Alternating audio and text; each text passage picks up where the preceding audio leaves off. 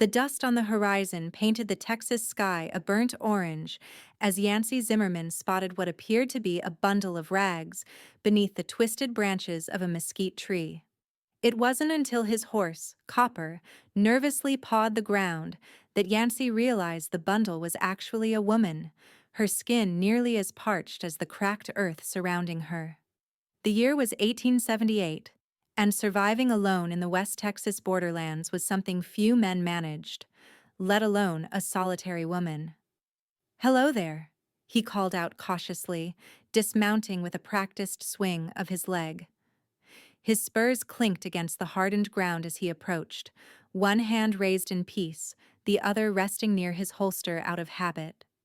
The woman startled like a wounded animal, pressing herself against the gnarled trunk of the tree. Her dress, once likely a vibrant blue, now hung in tatters around her thin frame. Her eyes, though wide with fear, held a fierceness that gave Yancy pause. "I mean no harm, madam," he said, crouching down to appear less threatening. "You look like you could use some help." She watched him warily, her cracked lips parting but no sound emerging.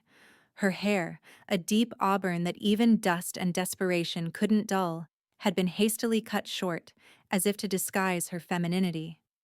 Yancy reached slowly for his canteen, unscrewed the cap, and offered it to her.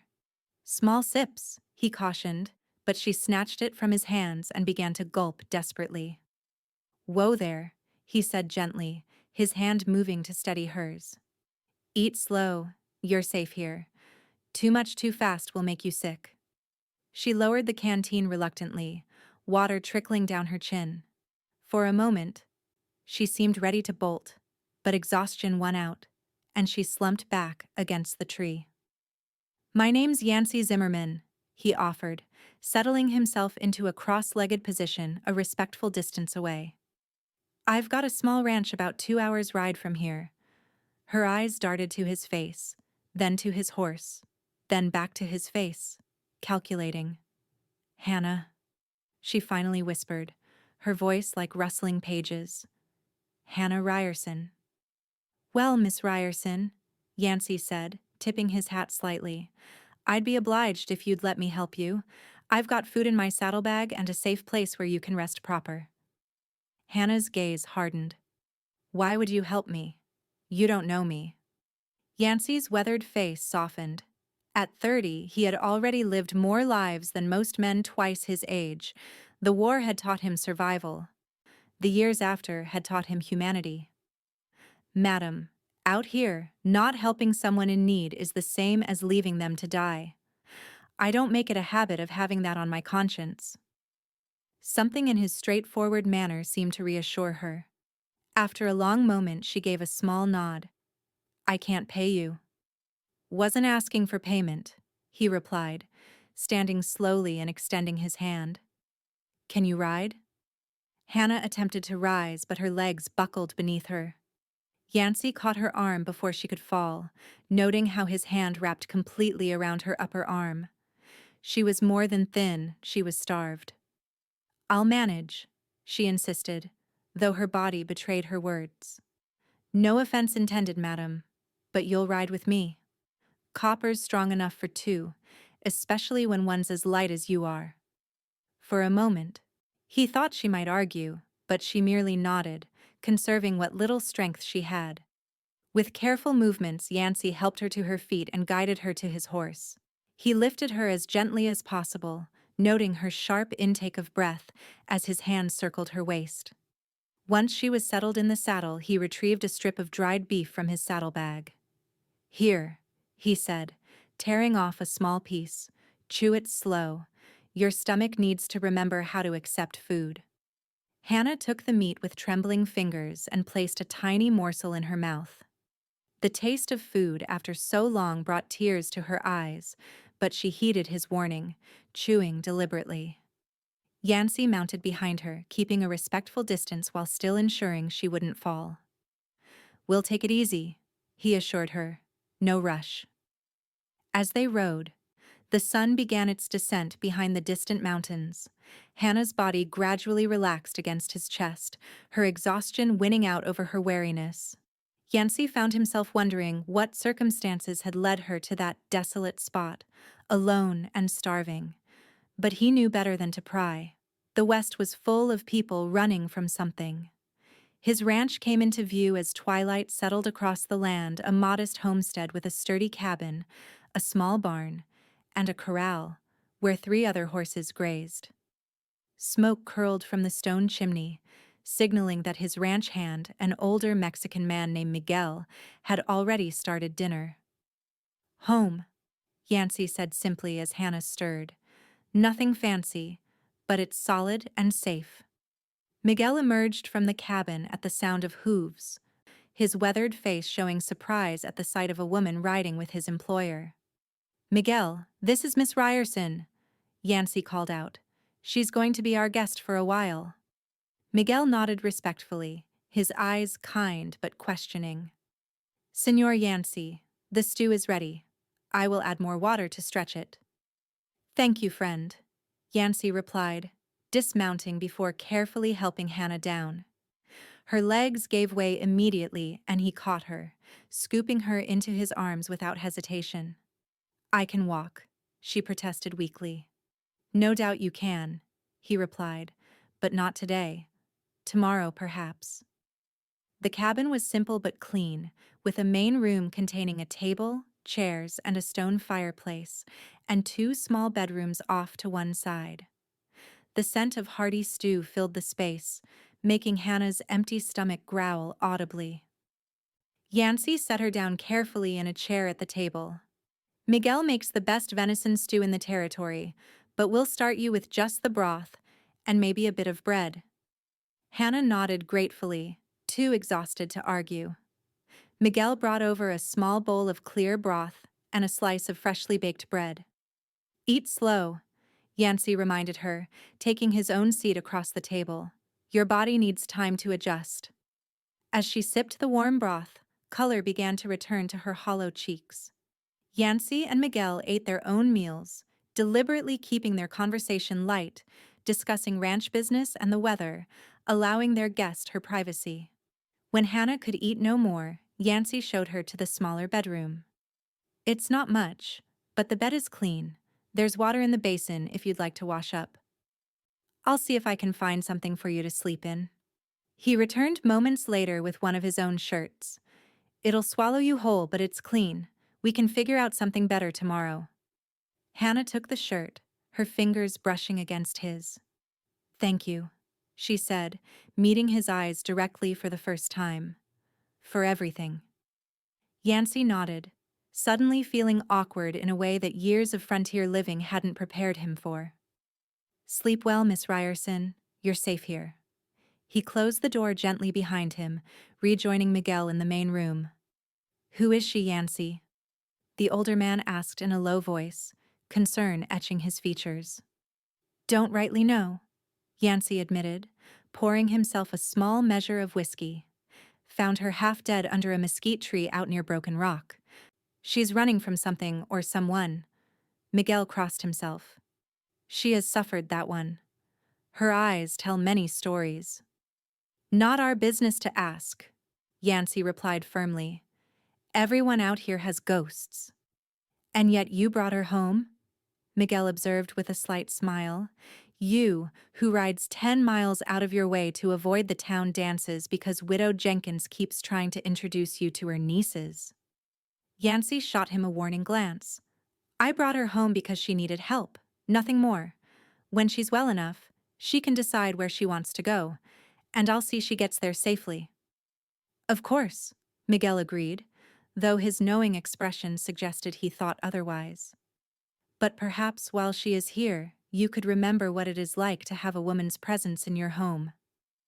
"That'll be enough, old friend," Yancy said, though there was no heat in his words. "Get some sleep. Morning comes early." As Miguel retired to his small room attached to the barn, Yancy sat alone by the fire, sipping his whiskey and listening to the unfamiliar sounds of another person moving about in his home. It had been 5 years since he'd claimed this land, building the cabin with his own hands, determined to make something of himself after years of drifting. He'd grown comfortable with solitude, save for Miguel's companionship. The sudden presence of Hannah Ryerson in his home was like a stone dropped into still water, unexpected ripples spreading in all directions.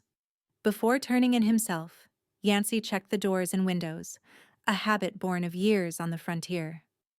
As he passed Hannah's door, he paused, hearing what sounded like muffled crying. His hand hovered over the latch, but he withdrew it after a moment. Whatever demons haunted her sleep weren't his to battle, not yet, anyway.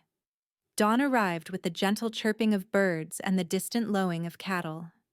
Yancy rose with the sun, as was his custom, and found Miguel already at work in the small kitchen area. "She still sleeps," the older man reported. "I checked quietly. It is good her body needs rest." Yancy nodded, pouring himself coffee. "I'll ride into town today, see if I can get some proper clothes for her from Mrs. Rodriguez. She's about the same height, though she'll need to take them in considerably." "And perhaps stop by Sheriff Taylor's office?" Miguel suggested carefully. "If someone is looking for her." "Not yet," Yancy decided after a moment's thought. "Let's give her time to recover, to trust us. Besides, Tom's not exactly known for his discretion." After breakfast, Yancy saddled Copper and rode the hour to the small settlement of Hope's Crossing. The town had grown in recent years, boasting a general store, a saloon, a small church, and even a schoolhouse. Mrs. Rodriguez, the seamstress, listened to his request with raised eyebrows but asked no questions as she gathered several simple dresses and undergarments. "The poor dear must have lost everything in a fire," she said sympathetically, packing the items. "Something like that," Yancy replied vaguely, paying for the purchases. His next stop was the general store, where he purchased additional food supplies, soap, a hairbrush, and a few other items he thought might bring comfort to a woman who had clearly lost everything. The storekeeper, Bill Hansen, was less tactful than Mrs. Rodriguez. "Heard from Jenkins that you were spotted riding with a woman yesterday," he said casually. "Anything I should know about, Zimmerman? You finally taking a wife?" "Just helping a traveler in need," Yancy replied curtly. "Add some peppermint sticks to that order." By the time he returned to the ranch, the sun was high in the sky. He found Hannah sitting at the table wearing his oversized shirt, her short hair damp from washing. She looked marginally better than the day before, though still desperately thin. "You're up," he said, setting down his packages. "How are you feeling?" "Stronger," she replied, though the dark circles under her eyes suggested otherwise. "Your friend gave me some more broth and bread. I managed to keep it down." "Good," Yancy nodded, suddenly feeling awkward in his own home. "I brought you some things from town. Clothes and such. Mrs. Rodriguez is a fair seamstress. They might be a bit big, but they'll do until we can get you something better." Hannah touched the packages hesitantly. "You shouldn't have spent your money on me." "Don't worry about that." He dismissed her concern. "Why don't you go try them on? I'll wait out here." When she emerged sometime later, Yancy was struck by the transformation. The simple blue dress hung on her frame, but even so, she looked more like a proper woman than the desperate creature he'd found beneath the tree. She'd brushed her short hair, revealing its rich auburn color and the delicate shape of her face. "Better?" she asked, noticing his gaze. "Yes, madam," he replied honestly. "Much better. Are you up for sitting outside for a while? Fresh air does wonders." They settled on the small porch, Hannah wrapped in a blanket despite the warm day. For a while they sat in companionable silence, watching Miguel work with one of the younger horses in the corral. "He has a way with them," Hannah observed, her voice stronger than the day before. "Miguel understands horses better than most people understand their own kin," Yancy agreed. "Been with me since I started this place. Don't know what I'd do without him." Hannah's gaze swept across the modest ranch. "How long have you been here?" 5 years now. Bought the land with money I saved working cattle drives after the war. started with just the cabin and 2 horses. Pride crept into his voice. Now I've got 15 head of cattle, 4 horses, and enough land to expand when I'm ready. It's peaceful, she said softly. I had forgotten what peace feels like. Yancy glanced at her profile, taking in the tension that still lingered in her shoulders. Miss Ryerson, he began carefully, I won't pry into your business, but if you're in some kind of trouble, I might be able to help. Hannah's hands tightened on the blanket. You've already helped more than I had any right to expect, Mr. Zimmerman. Yancy, he corrected gently. Out here, formalities seem a waste of breath. A ghost of a smile touched her lips. Yancy, then? And I suppose you should call me Hannah. Hannah, he repeated, liking the way her name felt. Well, the offer stands. When you're ready to talk, I'm ready to listen. No judgment from me. Lord knows I've made my share of mistakes. She turned to look at him fully, her green eyes searching his face. Why are you being so kind to a stranger? The world isn't generally so charitable. Yancy considered his answer carefully. My pa used to say that a man is measured not by what he does when everyone's watching, but by what he does when no one is. I found you when no one was watching, Hannah. Leaving you wasn't an option I could live with. Something in her expression softened. Your father sounds like a wise man. He was, Yancy agreed, a familiar ache settling in his chest. Lost him and my mother to typhoid when I was 16. Joined the Confederate Army a year later, though I had more doubts than convictions about the cause. After the war, I drifted for a while before deciding I wanted roots again. I'm sorry about your parents, Hannah said, genuine compassion in her voice.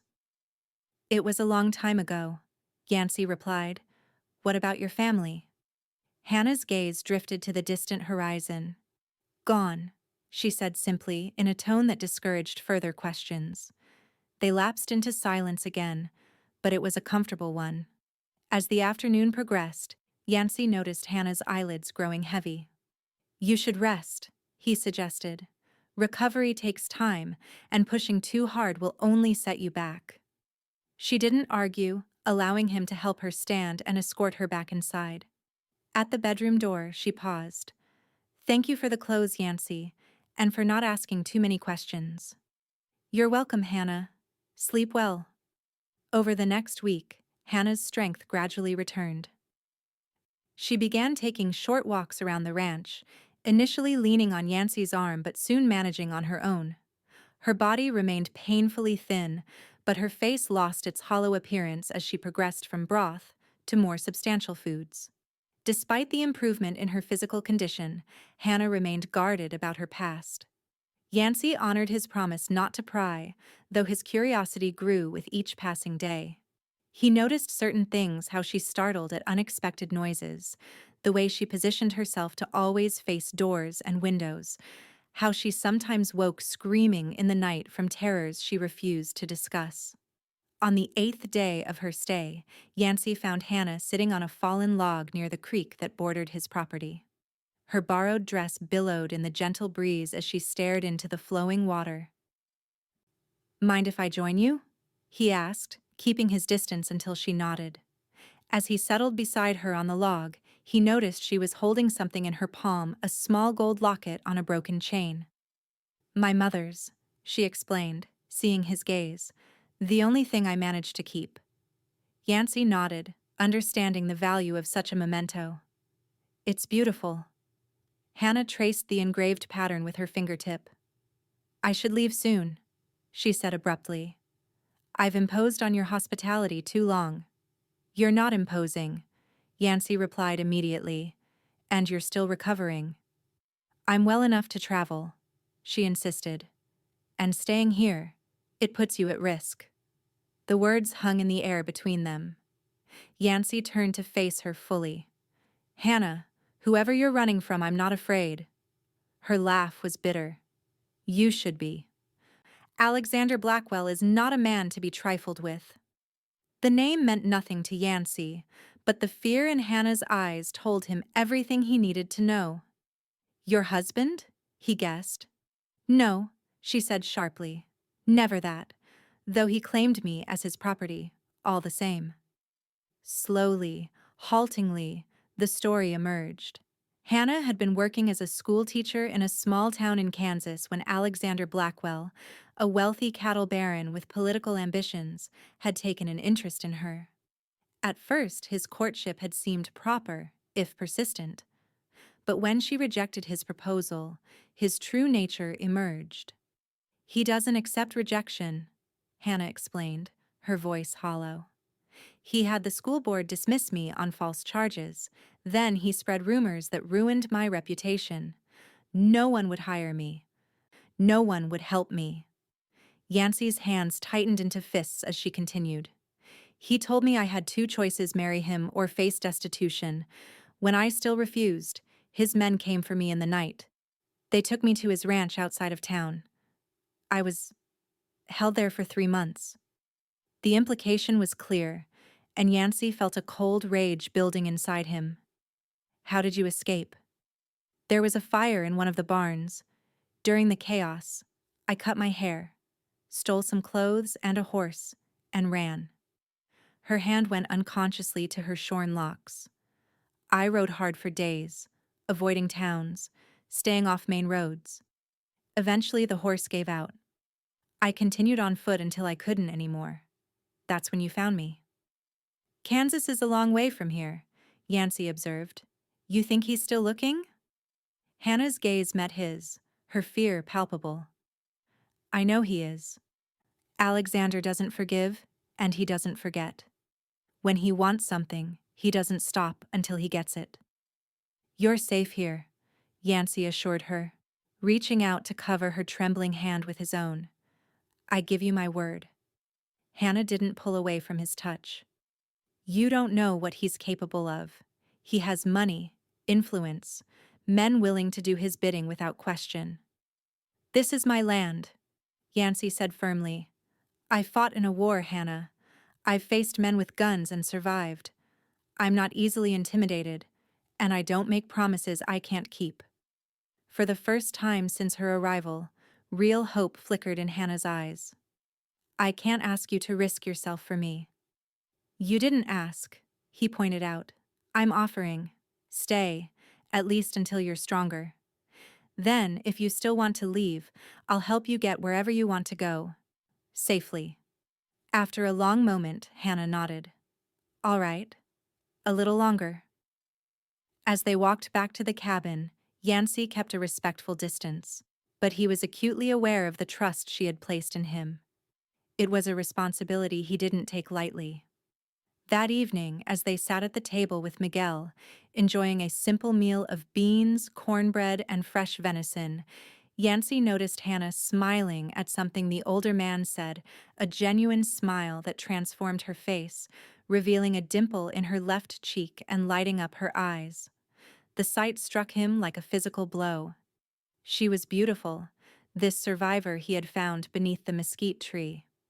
Miguel noticed his staring and kicked him under the table, his eyes twinkling with amusement. Yancy cleared his throat, embarrassed at being caught, and focused intently on his plate. Later, as Miguel retired to his quarters and Hannah helped Yancy clean up from dinner, a comfortable routine they had fallen into, she broke the companionable silence. "I want to contribute," she said, drying a plate with careful movements. "While I'm here, I'm not used to idleness." Yancy considered her request. "Can you cook?" "Reasonably well," she confirmed. "And I can sew, clean, mend. I was also a teacher before everything." "We could use help with all of those things," Yancy admitted. "Miguel and I manage, but neither of us has much skill with a needle, and our cooking is simple at best." "Then it's settled," Hannah declared, a note of determination in her voice. "I'll earn my keep." Yancy wanted to tell her she didn't need to earn anything, that her presence alone had somehow brightened his days in ways he hadn't expected. But he recognized her need for independence. "All right then. Partners." The word hung between them, carrying more weight than perhaps either had intended. Hannah's cheeks colored slightly as she returned the dried plate to its shelf. "Good night, Yancy," she said softly, retreating to her room. "Good night, Hannah," he replied, watching her go with a mixture of emotions he wasn't quite ready to name. The following weeks established a new rhythm to life at the Zimmerman Ranch. True to her word, Hannah took over many of the domestic duties, freeing Yancy and Miguel to focus on the livestock and land. Her cooking brought welcome variety to their meals, and her skilled mending extended the life of work clothes that would have otherwise been discarded. More than that, her presence filled the cabin with a warmth it had lacked. She placed wildflowers in a jar on the table, rearranged furniture to create more open space, and hung curtains she fashioned from spare fabric. Small touches that transformed the functional bachelor dwelling into something resembling a home. As her strength returned fully, Hannah began accompanying Yancy on rides around the property. She proved to be a capable horsewoman once she regained her confidence, handling the gentle mare Yancy had selected for her with growing skill.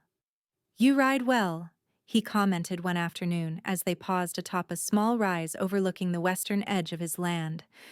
"Were you raised around horses?" Hannah nodded, patting her mare's neck affectionately. "My father bred horses on a small scale. Nothing fancy, but good, sturdy stock. He taught me everything he knew before he passed." "How old were you when you lost him?" Yancy asked, sensing she was finally ready to share more of herself. 18, she replied, her gaze distant with memory. "Mother had died years earlier. He left me the farm, but without him to manage it, I couldn't keep up. I sold it, used the money for teacher training. I thought I was building a new life." The bitterness in her final words reminded Yancy of all she had lost. "You still are," he said gently. "Building a new life. It just took a detour." Hannah turned to look at him, the setting sun painting gold across her features. "Is that what this is? A detour?" The question carried layers of meaning Yancy wasn't sure he was ready to navigate. "That depends on where you want your path to lead," he replied carefully. Before Hannah could respond, the sound of approaching horses drew their attention. 3 riders appeared on the horizon, heading directly toward them. Yancy's hand went instinctively to the rifle secured to his saddle. "We should head back," he said, suddenly alert. "Not many people come this way with good intentions." They turned their horses toward the cabin, but it quickly became apparent the riders had spotted them and were adjusting their course to intercept. Hannah's face had drained of color. "Yancy," she whispered, fear evident in her voice. "Stay close to me," he instructed, urging Copper forward. "If I tell you to run, you ride hard for the cabin. Miguel will be there." The riders closed the distance rapidly. As they drew near, Yancy could make out 3 men, trail, worn, and armed. The leader, a lean man with a weathered face and cold eyes, raised his hand in greeting. "Afternoon," he called out, his friendly tone at odds with his calculating gaze. "Hope we're not trespassing." "You're on Zimmerman land," Yancy confirmed, positioning his horse slightly in front of Hannah's. "Something I can help you with?" The man's eyes slid past Yancy to fix on Hannah. "Maybe so. We're looking for a young woman. Been missing for some time now. Her family's mighty worried." Hannah's sharp intake of breath was audible only to Yancy. He kept his expression neutral. "That's so. What's she look like?" "About the lady's height there," the man replied, nodding toward Hannah. "Auburn hair, though it would have been longer when last seen. Green eyes. Goes by the name of Hannah Ryerson." Yancy felt Hannah trembling beside him, but admired how she kept her composure. "That's quite specific," he remarked. "You've come a long way to find this woman." "Mr. Blackwell is a determined man," the writer agreed, dropping all pretense. "And he misses his fiancée something fierce." "I imagine he does," Yancy replied evenly. "Unfortunately, I can't help you. This is my wife, Elizabeth." We've been married 3 years now. The bold lie hung in the air. Hannah, to her credit, didn't react visibly, though Yancy could sense her shock. The writer's eyes narrowed. That right? Because she bears a striking resemblance to a portrait Mr. Blackwell carries. Many women have green eyes and auburn hair, Yancy pointed out. Now, if you gentlemen don't mind, my wife and I were just heading home for supper. Of course, the man agreed, though his smile didn't reach his eyes. Perhaps we could impose on your hospitality? Been riding hard for days. It was the last thing Yancy wanted, but refusing would only increase their suspicions. One night, he conceded. We've got limited space. Much obliged, the leader replied. Name's Davis. These are Holt and Jenkins. Yancy Zimmerman, he replied, deliberately not introducing Elizabeth. Follow us. It's about 20 minutes to the cabin. As they rode, Yancy kept Hannah close beside him, occasionally reaching across to squeeze her hand reassuringly. She was pale but determined, playing the role he'd thrust upon her with admirable composure.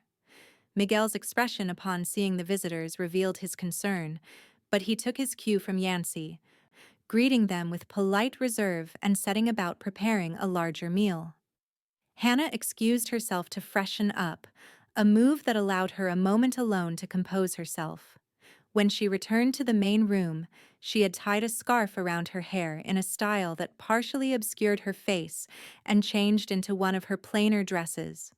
She moved with deliberate confidence to Yancy's side, placing her hand on his shoulder in a gesture of familiarity. Gentlemen, she greeted the visitors, her voice steady despite the fear Yancy knew she must be feeling. Welcome to our home. Throughout the meal, Davis attempted to draw Hannah into conversation, asking questions that seemed innocent but were clearly designed to trip her up.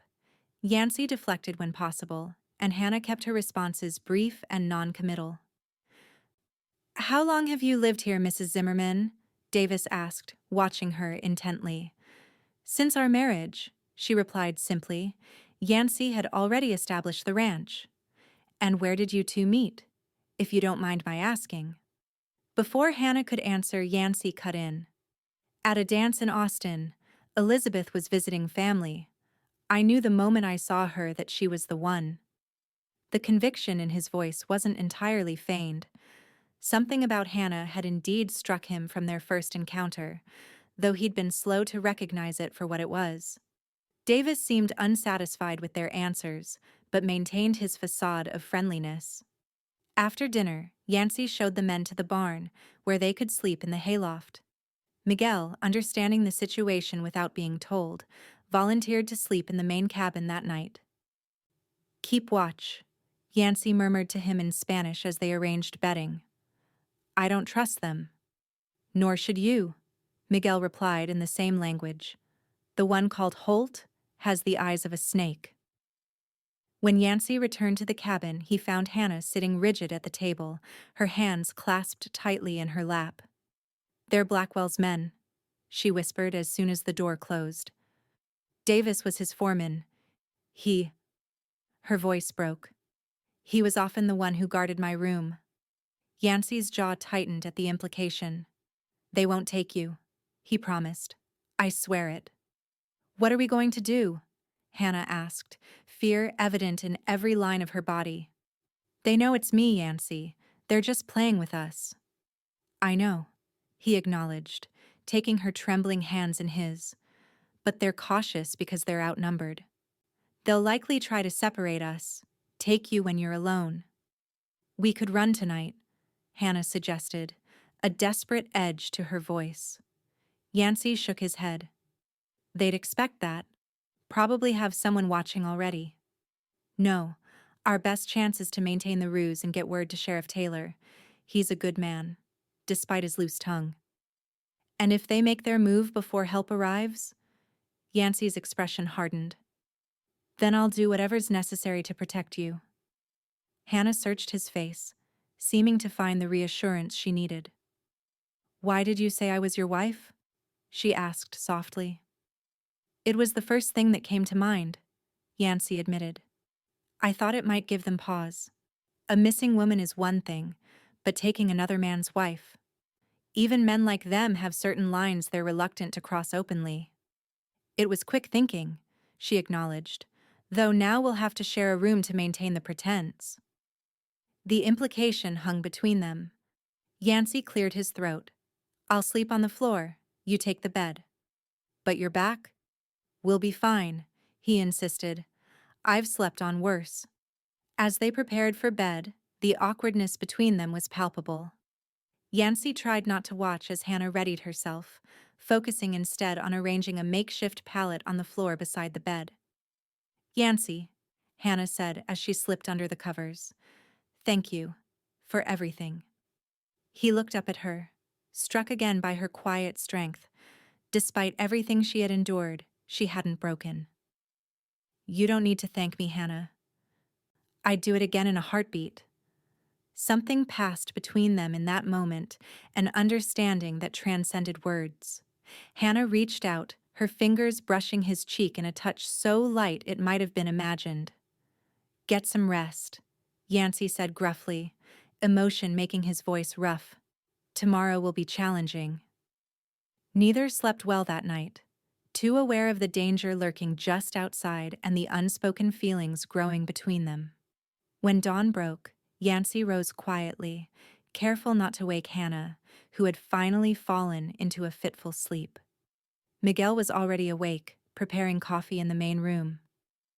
Our guests are stirring, he reported in a low voice. The one called Jenkins left briefly during the night, returned before dawn.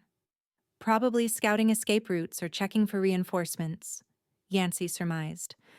I need you to ride to town today. Get word to Sheriff Taylor. Tell him we have unwelcome visitors who are looking to abduct a woman under false pretenses. Mention Blackwell's name. Even Tom will understand the seriousness. Miguel nodded, his expression grave. And what of you and the señorita? We'll maintain the charade, Yancy decided.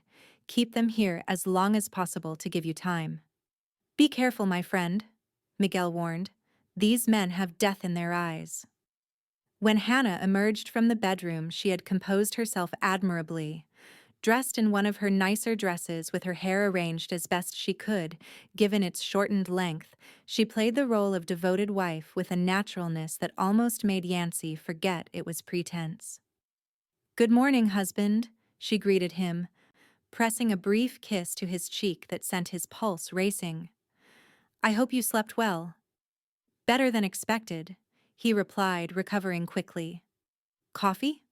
Davis and his men entered the cabin shortly thereafter, their forced joviality failing to mask their calculating observation. After a simple breakfast, Yancy announced that Miguel would be riding to town for supplies. We'd be happy to go for you, Davis offered smoothly. Save your man the trouble. Appreciate the offer, Yancy replied, matching his tone. But Miguel knows what we need. Besides, he enjoys the ride. As Miguel departed, Yancy suggested showing their guests around the ranch, a proposal designed to keep them in his sight and away from Hannah. To his surprise, Davis declined. Actually, I thought Mrs. Zimmerman might give us a tour of the house while you men discuss ranching. I'm sure my employer would be interested in your operation here. It was a transparent attempt to separate them, exactly as Yancy had predicted. Before he could refuse, Hannah spoke up. I'd be delighted, she said, her smile not reaching her eyes. Though, I'm afraid there's not much to see. We live simply. Yancy caught her gaze, a silent question in his eyes. She gave him a subtle nod, communicating her willingness to play along for now. Very well, he conceded reluctantly. But don't keep my wife too long. She helps me with the new foal in the south pasture later.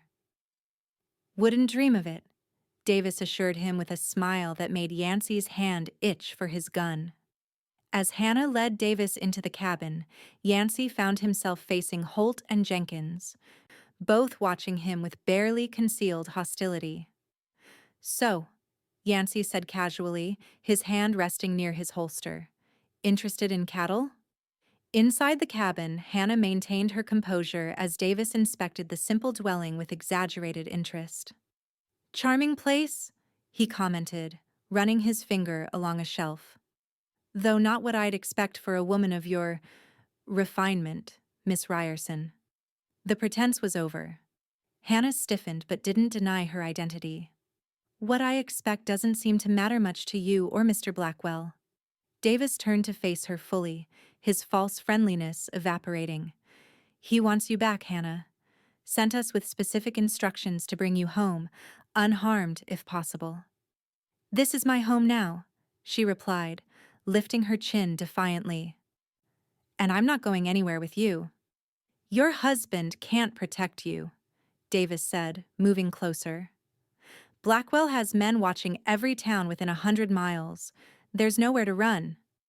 I'm not running anymore, Hannah declared, backing away until she felt the kitchen table behind her. Her hand closed around the handle of a knife Yancy had left there after breakfast. Tell Alexander I died. Tell him whatever you want, but I will never go back.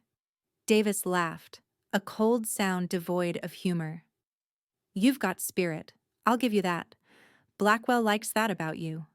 But you're coming with us, one way or another. Outside, Yancy was growing increasingly uneasy. Jenkins had disappeared around the side of the barn, while Holt kept up a stream of inane questions about ranching practices, clearly stalling. Think I'll check on my wife, Yancy announced abruptly, starting toward the cabin. Holt moved to block his path. Davis isn't done talking with her yet. Move, Yancy said quietly, his hand now openly resting on his gun. Don't be stupid, Zimmerman, Holt warned, his own hand hovering near his holster. You're outnumbered. Then it's almost a fair fight, Yancy replied, his patience at an end. The sound of breaking glass from inside the cabin spurred him into action. Without hesitation, Yancy drew his gun and brought the butt down hard on Holt's temple before the man could react. As Holt crumpled to the ground, Yancy turned and sprinted toward the cabin. He burst through the door to find Davis grappling with Hannah, who had apparently broken a jar in her struggle to evade him. Blood streamed from a cut on Davis's cheek where she had struck him with something. Get away from her! Yancy roared, raising his gun. Davis whirled, pushing Hannah roughly aside as he drew his own weapon. The two men fired almost simultaneously. Yancy felt the burn of a bullet grazing his upper arm, but his own shot found its mark, striking Davis in the chest. The man staggered backward, a look of surprise crossing his face before he collapsed to the floor. Hannah stood frozen, her eyes wide with shock, a bloodied piece of broken glass still clutched in her hand. Outside, the sound of approaching horses signaled new danger. Jenkins, Yancy realized aloud, moving quickly to Hannah's side. Are you hurt? She shook her head mutely, her gaze fixed on Davis's still form. Hannah, look at me, Yancy commanded gently, taking her face in his hands. We need to move. Now. The urgency in his voice seemed to break through her shock. You're bleeding, she noticed, reaching for his injured arm. It's just a graze, he assured her. Come on. They hurried out the back door just as Jenkins rounded the corner of the cabin, gun drawn.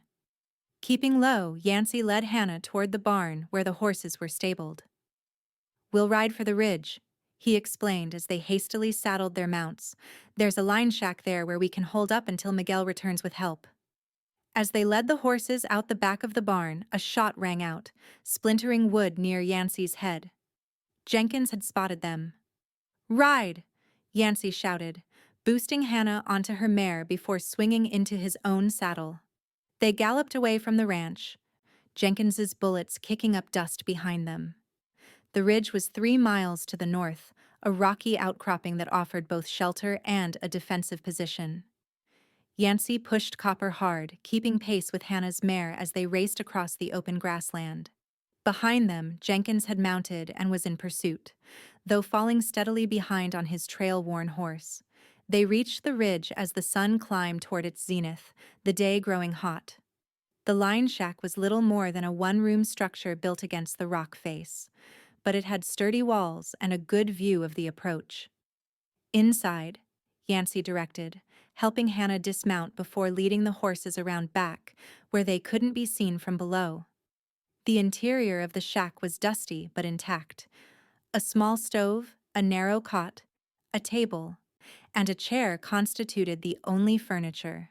Yancy immediately went to a trunk in the corner, extracting a rifle and ammunition. "I keep supplies here," he explained, checking the rifle's action. "Never know when you might need to wait out a storm." "Or a manhunt," Hannah added, her voice steadier than he expected. She moved to the single window, peering carefully out at the landscape below. "He's coming. Slowly, but coming." Yancy joined her at the window, noting Jenkins's cautious approach. "He knows this is poor ground for an attack. He'll wait for dark, try to sneak up." "What do we do?" Hannah asked, turning to face him. Yancy considered their options. Miguel should reach town in an hour or so. Figure another hour for the sheriff to organize men, and 2 more to get back here. We need to hold out until then. Hannah's gaze fell to his injured arm, which had soaked his sleeve with blood. "First, we need to tend to that wound." Despite his protests that it could wait, Hannah insisted on cleaning and bandaging his arm, using supplies from a small medical kit Yancy kept in the shack. Her touch was gentle but efficient, speaking of experience. "My father was prone to accidents," she explained, noting his questioning look. "I learned to patch up cuts and scrapes early." As she worked, Yancy found himself studying her face, the determined set of her jaw, the faint freckles across her nose, the way her brow furrowed in concentration. Even in these dire circumstances, with blood on her hands and danger approaching, she was the most beautiful woman he had ever seen. "There," she said finally, securing the bandage. "It's not deep, but you'll need to have Dr. Simmons look at it properly when we get back." "When?" Yancy repeated, emphasizing the word. "Not if." "I promise you, Hannah, we will get through this." She met his gaze, and in her eyes, he saw not just fear, but resolve. "I know. I trust you, Yancy." Those simple words affected him more deeply than any declaration of feeling could have. After everything she had endured at men's hands, her trust was a gift beyond measure. The hours passed slowly. Jenkins made no move to approach, seemingly content to wait them out. As afternoon waned, Yancy grew increasingly concerned. "Miguel should have reached town by now," he muttered, checking his pocket watch. "Sheriff Taylor's not the quickest, but even he should be on his way." "What if Jenkins wasn't alone?" Hannah suggested. "What if there were others waiting to intercept Miguel?" It was a possibility Yancy hadn't considered, and it chilled him. Miguel's smart. If he suspected an ambush, he'd find another way. And if he couldn't? Yancy didn't answer immediately. Finally, he said, "Then we're on our own until nightfall. We'll slip away under cover of darkness, head east toward the Wilson place. It's further, but Jenkins won't expect that direction." Hannah nodded, accepting his plan without question. As the sun began to set, casting long shadows across the landscape, they prepared for either rescue or escape. "Take this," Yancy said, pressing a small derringer into Hannah's hand. "It's not much, but it'll stop a man if you're close enough." She accepted the weapon, her fingers closing around it with grim determination. "I won't go back to him, Yancy. I'd rather die." "It won't come to that," he promised, though uncertainty gnawed at him. "Either way, you're not facing this alone anymore." As darkness fell, they extinguished the single lamp in the shack, relying on moonlight filtering through the window. Yancy kept watch, rifle ready, straining to hear any approach over the natural sounds of the night.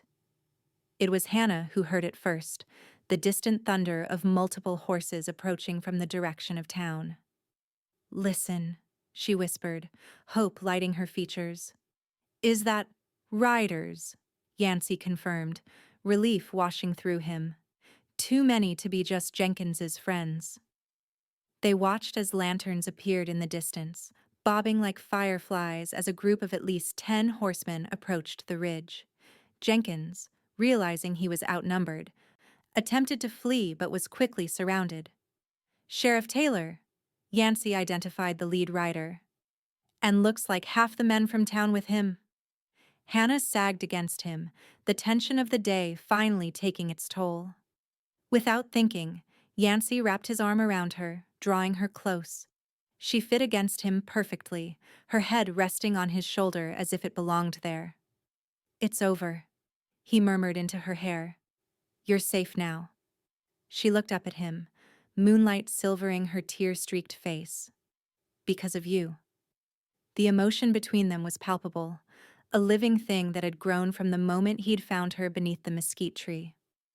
Yancy cupped her cheek gently, his thumb brushing away a tear. "Hannah," he began, his voice rough with feeling.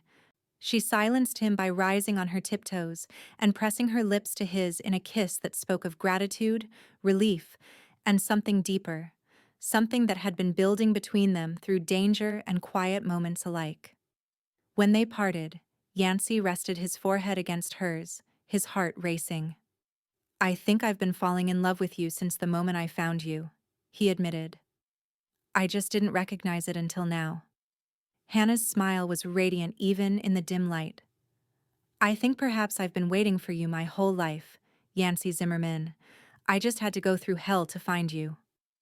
Their second kiss was interrupted by Sheriff Taylor's booming voice calling their names from below. Reluctantly, they separated, though Yancy kept hold of her hand as they stepped outside to greet their rescuers. The aftermath unfolded rapidly. Jenkins was arrested, Davis's body was retrieved from the cabin, and Holt, who had regained consciousness, was taken into custody as well. Sheriff Taylor, a burly man with a thick mustache and a voice to match, took Hannah's statement with surprising gentleness. "This Blackwell character sounds like bad news," he remarked when she had finished her account. "Kansas is outside my jurisdiction, but I've got friends in the U.S. Marshal's office. They might be interested in a man who kidnaps women and sends hired guns across state lines." "He's powerful," Hannah warned. "He has judges and politicians in his pocket." "Maybe in Kansas," Taylor acknowledged, "but his reach only extends so far. You stay put, Miss Ryerson. Let the law handle this." As they returned to the ranch, escorted by several of the townsmen for safety, Yancy noticed Hannah's thoughtful expression. "What is it?" he asked as they rode side by side. "I was just thinking," she replied, "about roots, about belonging somewhere." Yancy understood immediately. "You could belong here," he said carefully, "if you wanted to." Her smile was answer enough, but she added, "I think I already do." The ranch had sustained some damage in the confrontation, broken windows, bullet holes in walls, furniture overturned in the struggle. But as Miguel observed when they returned, walls can be fixed. What matters is that you are both safe.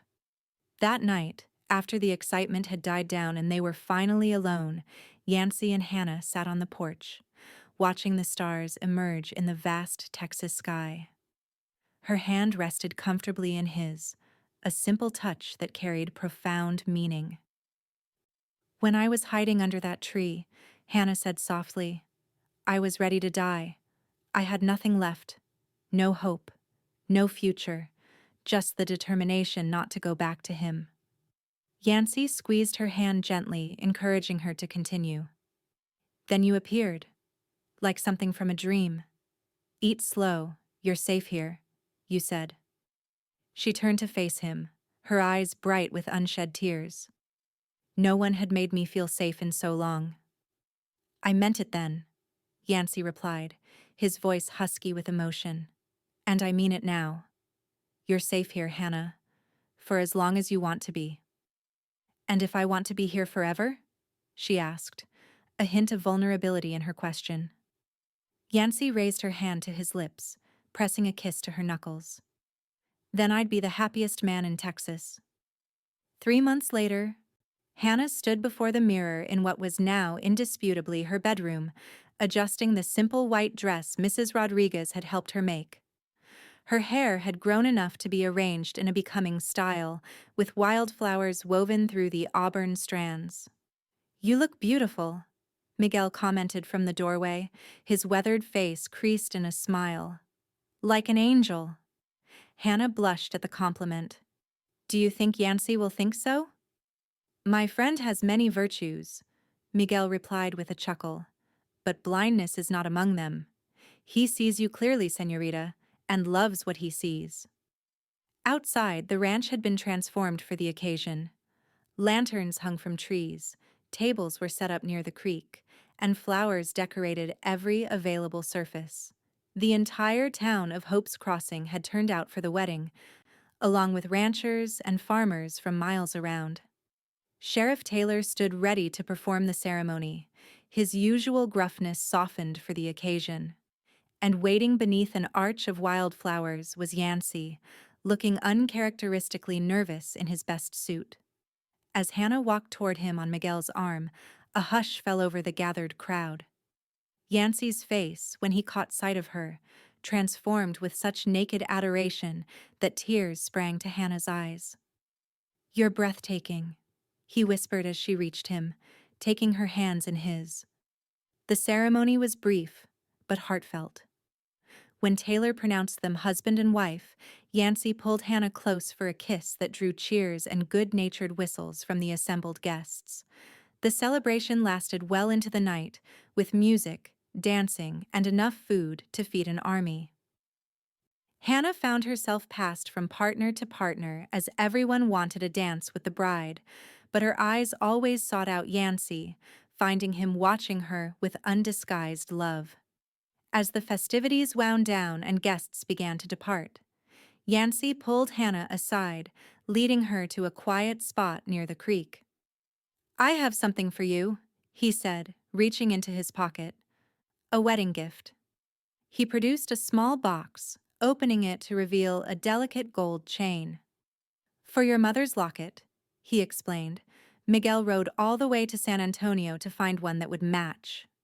Tears filled Hannah's eyes as Yancy carefully threaded her treasured locket onto the chain and fastened it around her neck. "It's perfect," she whispered, touching the pendant that now rested over her heart. "Just perfect." "There's something else," Yancy continued, taking her hand and leading her toward the barn. Inside, away from curious eyes, he showed her a surprise he'd been working on in secret, a small wagon, freshly painted and outfitted with supplies. "I thought perhaps," he said hesitantly, "that you might like to start that school you've been talking about. The children in these parts could use a proper education." Hannah stared at the wagon, then at her husband, overwhelmed by his thoughtfulness. "You remembered?" "I remember everything you tell me," Yancy replied simply. She threw her arms around his neck, kissing him with all the love in her heart. "How did I get so lucky?" "I'm the lucky one," he insisted, holding her close. "When I found you under that tree, I had no idea I was finding my future." 2 years later, the Zimmerman ranch had flourished.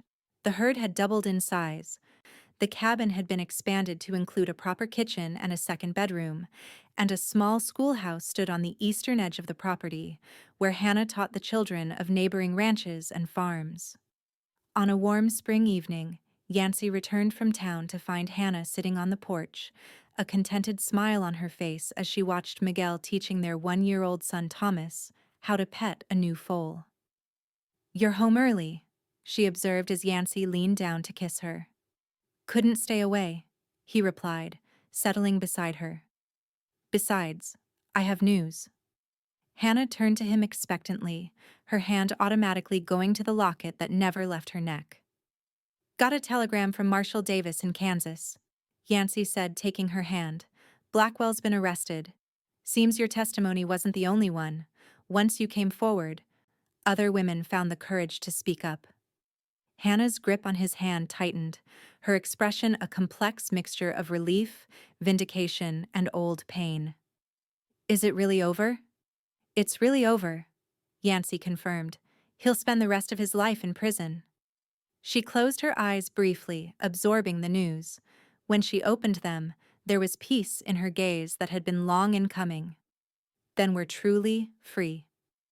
We were always free, Yancy corrected gently. The moment you decided to trust me, to stay, to build a life here that was freedom. Hannah leaned her head against his shoulder, watching as their son laughed delightedly at the foal's soft muzzle. When you found me, I was barely alive, she said softly.